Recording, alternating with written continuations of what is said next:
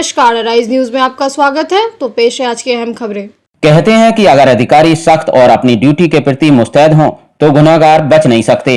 इस कहावत को पूरी तरह चरितार्थ कर रहे हैं धनबाद के निरसा अंचल के एसडीपीओ विजय कुशवाहा, जिन्होंने अपनी कार्यकुशलता और मुस्तैदी से कोयले के अवैध गोरख धंधे में लिप्त व्यापारियों तस्करों की कमर तोड़ दी है।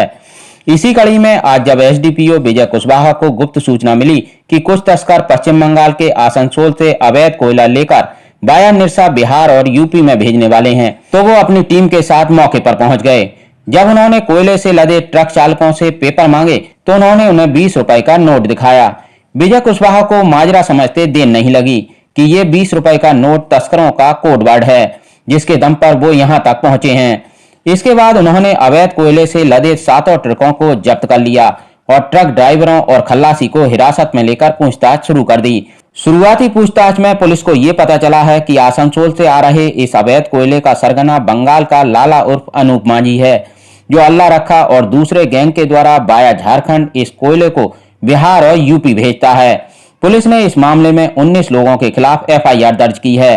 कोयला माफिया के खिलाफ इतनी बड़ी कार्रवाई को कैसे अंजाम दिया गया, इस बारे में एराई न्यूज कोयलांचल ब्यूरो पवन मोदी ने निरसा एसडीपीओ विजय कुशवाहा से विस्तार से बात की। आप आपको बता दें कि अलग सुबह 7 ट्रक जो अवैध कोयला लदी हुई थी और बंगाल से चलकर झारखंड आ रही थी, इन्हीं के बीच गुप्त सूचना के आधार पर निरसा एसडीपीओ विजय कुशवाहा जी पकड़े हैं। आइए जानते हैं कि मामला क्या है। सर, आज जो सुबह 7 गाड़ी पकड़े हैं, यह मामला क्या है?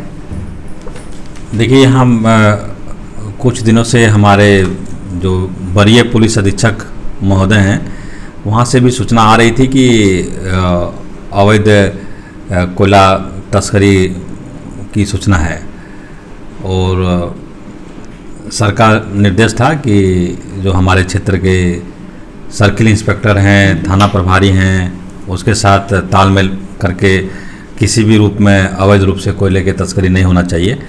तो इसी का हम पूरा इसमें लगे हुए थे। तो हमें अहले सुबह खबर मिली थी कि कुछ गाड़ियां आसनसोल क्षेत्र में जो अवैध माइनिंग है वहां से अवैध रूप से लोडिंग करके कोयला पासिंग होना है, तो हम उसको घात लगाए हुए थे। एक और बात होती है, जो बंगाल से यानी आसम से उठती है, तो वो कहाँ से उठती है और किसके माध्यम से उठता है? यहाँ एक नाम आ रहा है लाला और अल्लाह रखा, इसमें दोनों में समन्वय क्या है? क्या संबंध है दोनों में?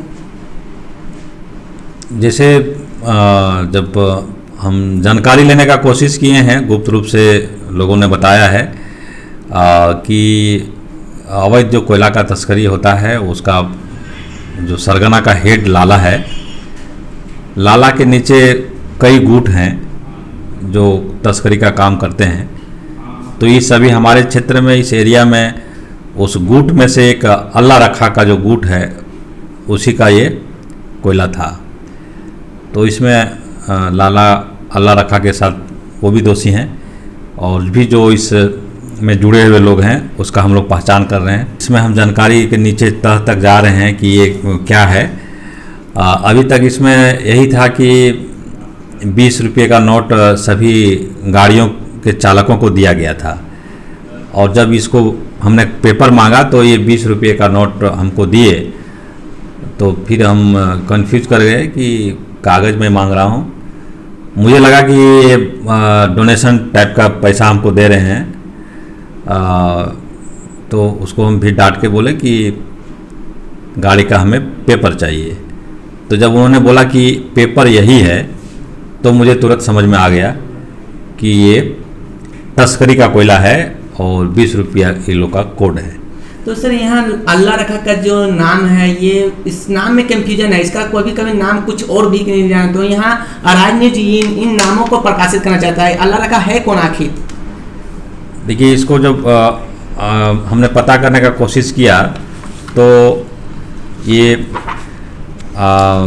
अल्लाह रखा का दूसरा भी नाम है।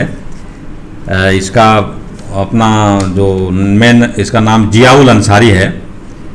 अब पता चल रहा है कि ये चिलीडंगा आसनसोल के रहने वाला है और जो मेन सरगना है लाला, इसका नाम पता चल रहा है कि ये अनूप मांझी है, जो सरवरी नेतुरिया थाना का रहने वाला है।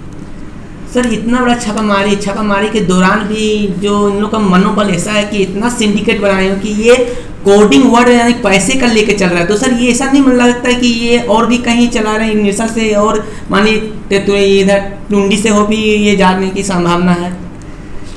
देखिए, मैं हमेशा से एक अलग अपना विशेष मैंने रखा है यहाँ जीटी रोड में अवैध कोयला कारोबारियों के विरुद्ध छापामारी के लिए हमने विशेष निगरानी रखा है। तो हमने इस पर हमेशा कड़ाई रखा है, और इन्होंने कुछ ही हाल ही में ये शुरू करने की सूचना हमें मिली थी, और ये हमने इसको पकड़ा है। यहाँ सर एक और राजनीति माध्यम प्रश्न पूछना चाह रहा है कि आपके द्वारा लगातार छापामारी हो रही है, तो आप राजनीति के माध्यम से उन तत्वों जो आफरी अदालत से जुड़े हुए और लीगल माइनिंग से जुड़े हुए उनको क्या आदेश देना चाहेंगे? देखिए, मैं लोगों से यही कहना चाहूँगा कि किसी भी प्रकार के तस्करी से दूर रहें, किसी भी प्रकार के अवैध धंधा से दूर रहें। कोयला तस्करी हो, शराब की तस्करी हो, अन्य किसी भी प्रकार का तस्करी हो, या ये जो तो होता है स्प्रिट वगैरह का जो हो, किसी भी प्रकार का जो तस्करी है वो हमने लगातार कार्रवाई किया है।